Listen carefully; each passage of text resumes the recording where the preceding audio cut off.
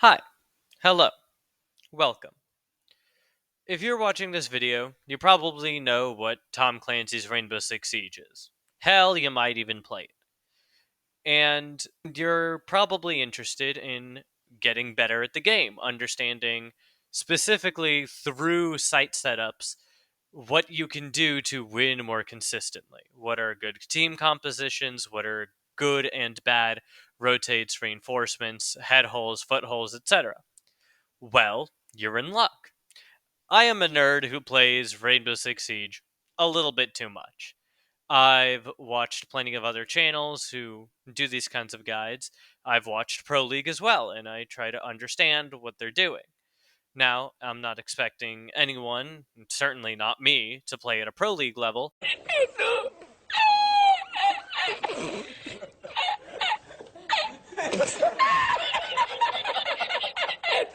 but you can take bits and pieces from what they do and apply it to your own games to do better.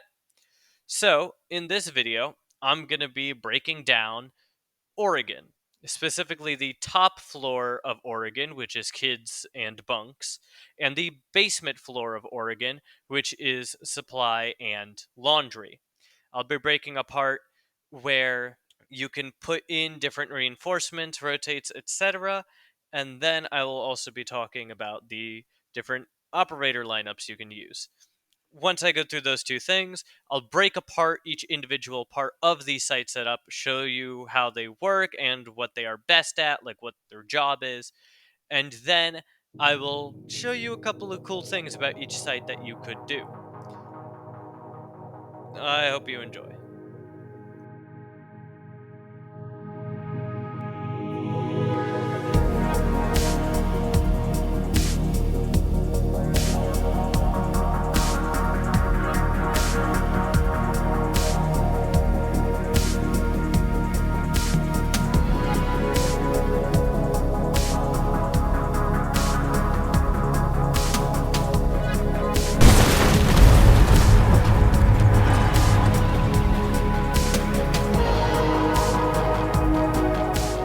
So, while you see the site setup happen in front of you, I'm going to talk about some of the operator picks that you should make on this site. Starting off with wall denial, of course. Your Kaid, your Bandit. You could even use Mute if you really need to, but I'd advise bringing either Kaid or Bandit. It stops the attackers from opening up the main breaches, taking important space. Intel denial operators and utility denial operators, such as Mutant Mozzie and Jaeger and Aruni, are also really good. They also kind of flex over because Mozzie can be your intel operator. Intel is also very strong in the site. Think Valkyrie, Echo. And Aruni can work as a trap operator, kind of like a Capcan would, or Smoke. Essentially, your intel operators will deny intel from the attackers, utility operators will deny utility, such as grenades and flashes and gincandelas, your intel operators will let you know where the attackers are coming from, and your trap operators will slow down the attackers and force them to lose time. So, with all that out of the way, let's get into explaining the different parts of this site setup. First off, the attic head holes. This creates significant pressure for any attacker trying to push into Master Bedroom or into Trophy Fox. It does this by creating 7 different angles that an attacker can be shot from. And you probably didn't even notice him, but there is in fact a mute all the way in the back of the attic throughout this entire clip. So, yeah, these are some pretty strong angles. But you have to make sure that you put the reinforcement on the west side and the head holes on the other side. Otherwise, you kind of screw over people trying to use the rotate because attackers from Armory can see you.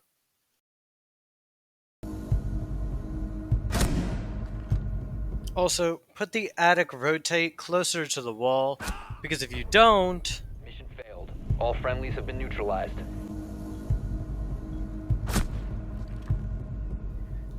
Next up, we have the footholes by Big Window. Now, these are used to contest anybody jumping in from Big Window and anyone trying to plant in the corner. It's a very awkward angle to try and fight as an attacker. However, do not make footholes on the left side of the wall, because if you do, attackers will be able to shoot you from outside of the roof. Now, you'll see this rotate being made in the soft wall by white stairs and games. Some people create head holes, some people create rotates, it's personal preference. However, the main objective of these holes in this wall is to contest anybody on top of white stairs and to contest anybody on big window if they try to run in. Now, white stairs is also contestable by the footholes over in bunks, but did you know that there's actually this angle you can get from the attic head holes as well? Friendly's victorious. Hostiles eliminated.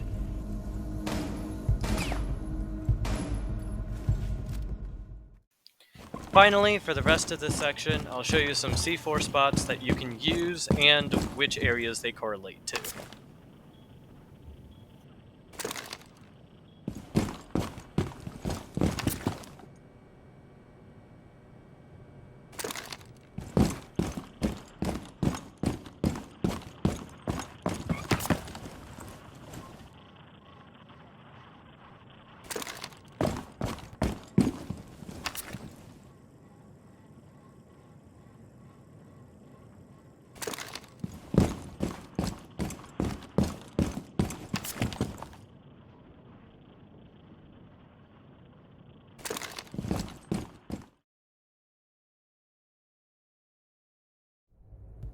Alright, for this basement site, you're gonna want to bring a Kaid. If he's on the board, bring a Kaid, electrify the E-Box hatch ASAP.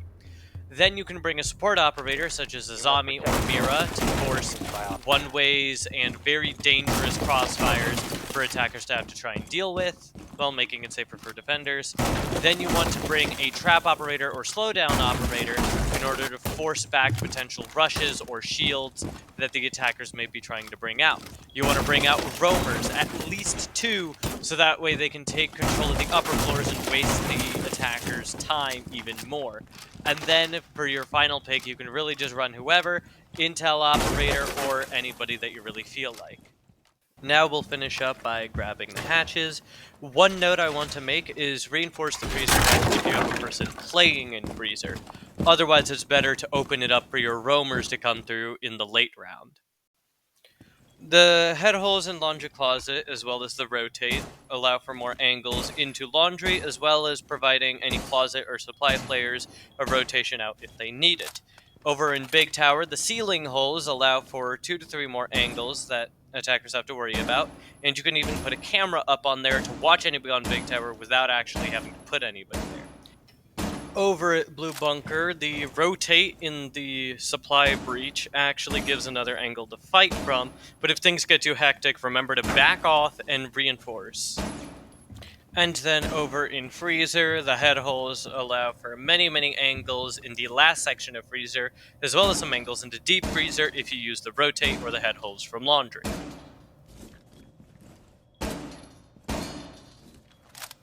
Now make sure that you put in the reinforcements and head holes on the laundry side, exactly as I've said.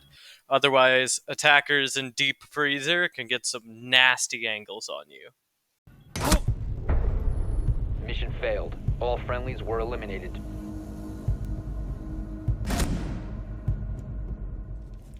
But that doesn't mean that the defense is completely defenseless. The pillar player has this pixel angle all the way into barrels, and then there's also another angle between the 2 rotates that sees laundry. Now in basement, unlike top floor, there's not a lot of fancy things you can do with C4s or impacts. You can use them normally, but there's not a lot of vertical play directly into basement. So instead, I'll show some vertical lines of sight that you can use as a roamer to slow down the attackers, maybe get a couple of surprise picks if they're not paying attention, etc., etc. Now, keep in mind that you don't have to start out the round on each of these vertical plays.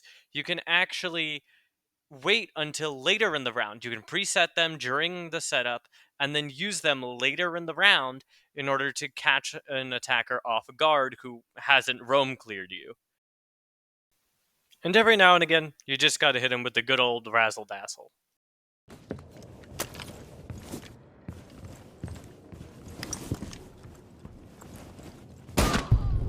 Op 4 eliminated. Mission successful. And that's about all I have. Thanks for watching all the way through. I was kind of just bored over spring break and decided to do something, so this was the end result. Thank you to my friends who played the game with me. Thank you to the content creators, especially Gregor, who got me into the game and, expanded my knowledge upon it. Thank you to the various people up on the screen now as I roll credits. But yeah, thanks for watching. Catch you around.